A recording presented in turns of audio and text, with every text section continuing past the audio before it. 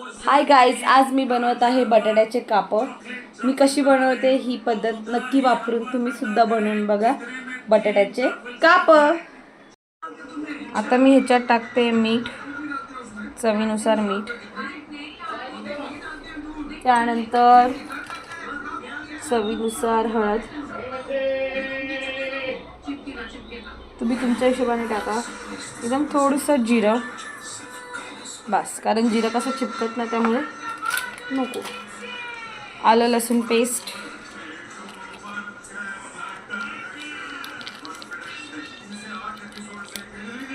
ती मी मुद्दाम थोडीशी कट केली बिकॉज टेस्टनुसारच पाहिजे मला लसूण पेस्ट. सॉरी.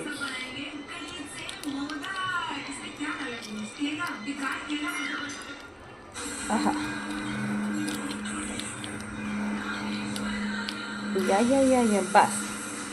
आता मी आत टाकते आईनी बनवलेला घरचा घाटी मसाला. आम्ही घाटावरचे आहोत तर आम्ही घाटी मसाला वापरतो. मस्त 2 स्पून टाकून घेते.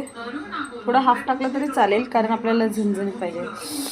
सो असं टाकून आता याला कालवायचं आपल्याला. आणि ही सगळ्या गोष्टी आपण हातानेच केलेल्या बरा. म्हणजे एवढे सोपे बटाटे घरात सगळ्यांचेच असतात ऑलमोस्ट. बटाटे तर असतातच कारण कुठल्या ना कुठल्या भाजीत आपल्याला टाकायला लागतात, त्यामुळे बटाटे सगळ्यांकडे अवेलेबल असतात. त्याच बटाट्याचं असं करून खा. डाळ भातासोबत नक्की ट्राय करा. मी सांगते ना तुम्हाला खूप आवडेल बिकॉज माझंच खूप फेवरेट आहे. इथे मी मॅरिनेट केलं आता बटाट्याची कापं. ही अशी घ्यायची आणि हे आहे तांदळाचं पीठ. हे मस्त असं याला लावायचं, जास्त लावायचं खरं तर, आणि तसं सोडायचं. एक्स्ट्रा नाही टाकायचं. झाडाचं आणि मस्त असं द्यायचं सोडून. परत नेक्स्ट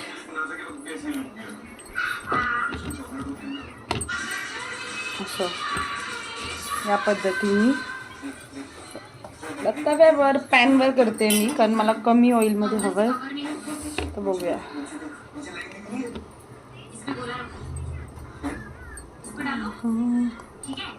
हे बघा अशी रेडी झालीत बटाट्याची कापं.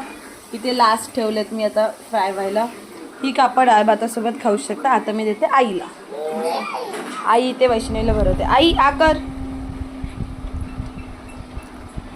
कसं झालंय? छान कुरकुरीत मस्त झाली. थँक्यू.